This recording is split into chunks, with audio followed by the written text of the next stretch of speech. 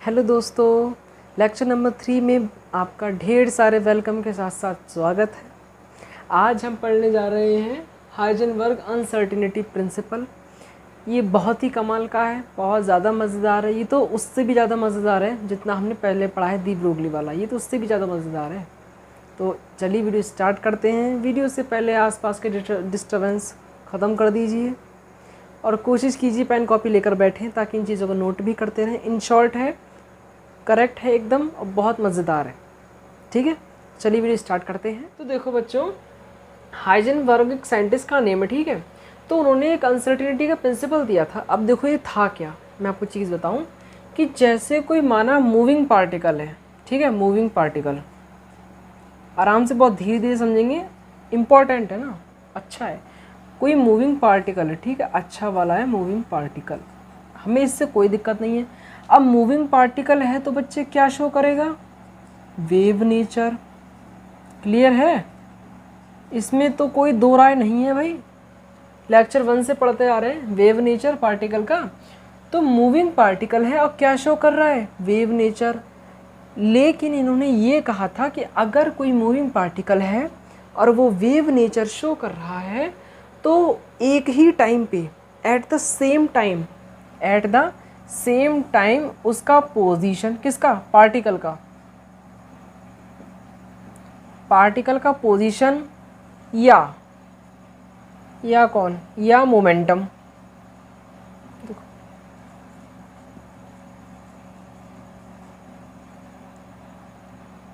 ऐसे लिखो, at the same time. Clear है, इसे कैपिटल कर दो, नाराज हो जाएगा ना। देखो, अगर कोई मूविंग पार्टिकल है और वो wave nature, obviously wave nature show करेगा जब मूविंग पार्टिकल है, ठीक है। तो मूविंग पार्टिकल है, लेकिन एक और चीज़ यहाँ पे नोट कर लो कि छोटा सा है, माइक्रोस्कोपिक लिख लो, माइक्रोस्कोपिक मूविंग पार्टिकल है और वो वेव नेचर शो कर रहा है।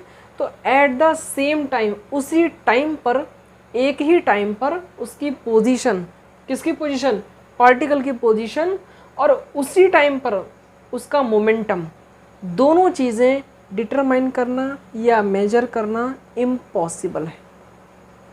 हाइजेनबर्ग जी ने ये कहा था कि अगर कोई माइक्रोस्कोपिक मूविंग पार्टिकल, छोटू सा मूविंग पार्टिकल है, वो वेव नेचर में है, तो उसी टाइम पर, एक ही टाइम पर हम उसका पोजीशन, कि वो कहाँ है, दाएं हैं बाएं हैं ऊपर नीचे का, हम उसकी पोजीशन होगी, ठीक है।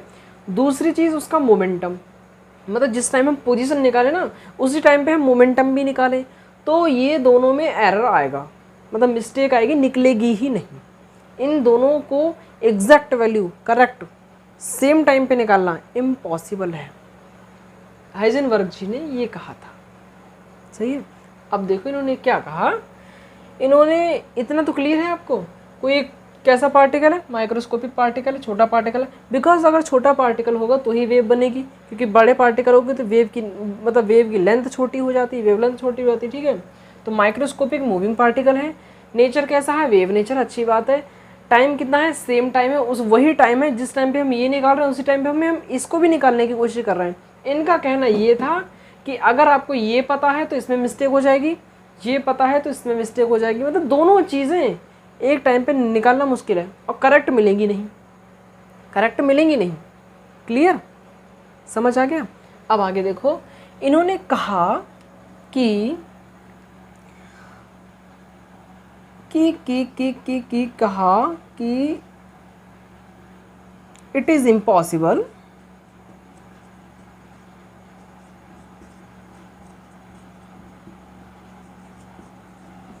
To major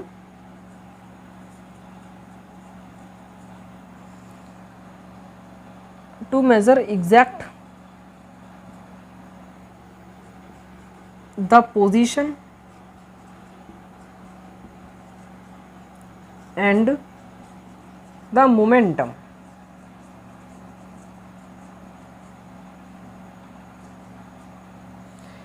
It is impossible to measure exact the position and the momentum of microscopic moving particle at the same time. He said, it is impossible. असंभव है, असंभव है, निकलेगा ही नहीं. It is impossible to measure, इसको calculate करना, exact, एकदम correct, the position कि कहाँ पर है एक पार्टिकल. पूरी देखो वेव है, वेव तो ऐसे ऐसे ऐसे ऐसे चलेगी. अब उसमें कौन सा पार्टिकल कहाँ है भाई, कैसे निकलेगा. तो उसकी पोजीशन एंड द मोमेंटम, उस पार्टिकल का मोमेंटम, उस पार्टिकल का momentum, the position and the momentum. देखो ये तो पूरी लाइन का एकदम ऐसा समझ लो कि यही है सब कुछ. नहीं इसे ऐसे मत करो, इसे ऐसे कर दो, बेचारा कोई बुरा मान जाएगा. क्लियर है. The position and the momentum किसका, और ऑफ माइक्रोस्कोपिक मूविंग पार्टिकल, जो मूव कर रहा है ना पार्टिकल, छोटू सा पार्टिकल जो चल रहा है, फिर रहा है, दौड़ रहा है, पूरी एक वेव ऐसे ऐसे करके बना रहा है ये तो उसका माइक्रोस्कोपिक मूविंग पार्टिकल का एट द सेम टाइम, उसी टाइम पर कैलकुलेट करना इम्पॉसिबल है. इन्होंने कहा था, क्या कहा था समझ गए. उन्होंने कहा था, उनने एक छोटू सा फॉर्मूला भी दिया इसके लिए कि कैसे असंभव है. मैं बताऊंगा, ठीक है. एक मिनट देखो, आप इसका स्क्रीनशॉट ले लीजिए, नोट कर लीजिए. लिख लिया, ठीक, हम टाल दे रहे हैं. और अगर रह गया हो तो आप जाकर पीछे से नोट कर लेना, पीछे से मतलब वीडियो बैक करके. क्लियर है. तो उन्होंने कहा था इस चीज़ को मेजर नहीं किया जा सकता एट द सेम टाइम, और उन्होंने एक छोटी सी वैल्यू दी. उन्होंने दिया कि इन्होंने ये फॉर्मूला दिया,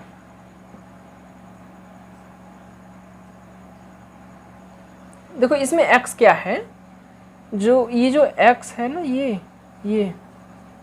ये है एरर इन पोजीशन. जो हम पोजीशन को मेजर कर रहे हैं ना, उसमें जितना एरर आ रहा है, जो मिस्टेक आ रही है, वो है ये डेल्टा x. और ये डेल्टा p क्या है, सॉरी डेल्टा p कौन है, ये जो x के साथ चुपचाप बैठा हुआ है ये. तो ये जो डेल्टा p है, ये है एरर इन मोमेंटम. क्लियर है.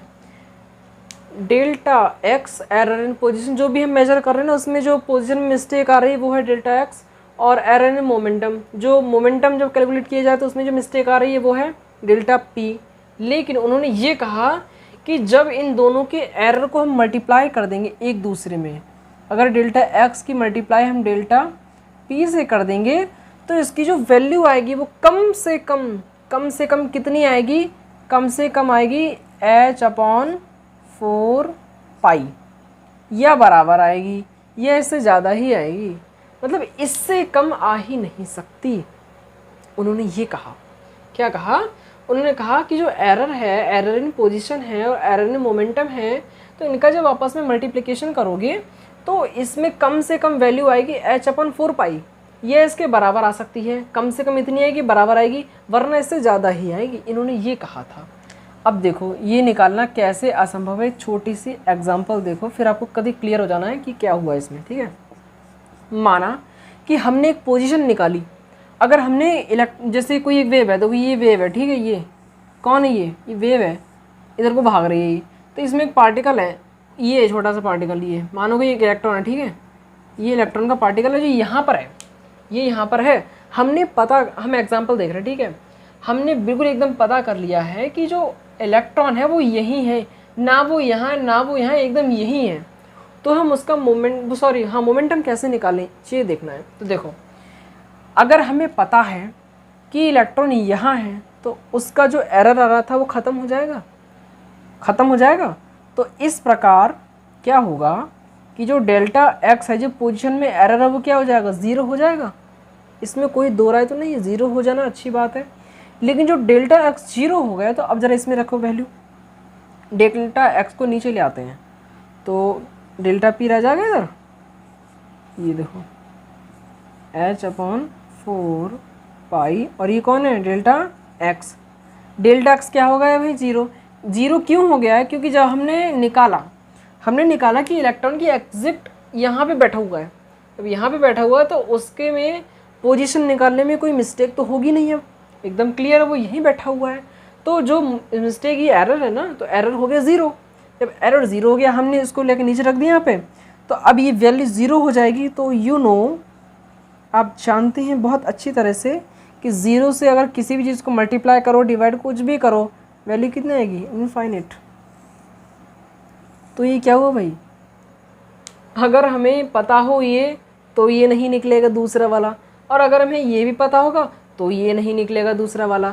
मतलब इन्होंने एकदम करेक्ट कहा है कि अगर दोनों में से आपको कोई भी वैल्यू पता है तो भी आप उनमें से मतलब नहीं निकाल पाओगे। सेम टाइम पे चीज़ों को निकालना, कैलकुलेट करना, वो भी क्या, पोजीशन और momentum at the same time of microscopic moving particle, it is impossible, he said it is impossible. उन्होंने ये कहा था और उन्होंने कुछ नहीं किया। ये छोटा सा फॉर्मूला दिया, इसे आप नोट कर लीजिए, ठीक है, और पढ़ाई करते रहिए। All the very best. और कोई दिक्कत हो तो मुझे बता देना, ठीक है। Thank you.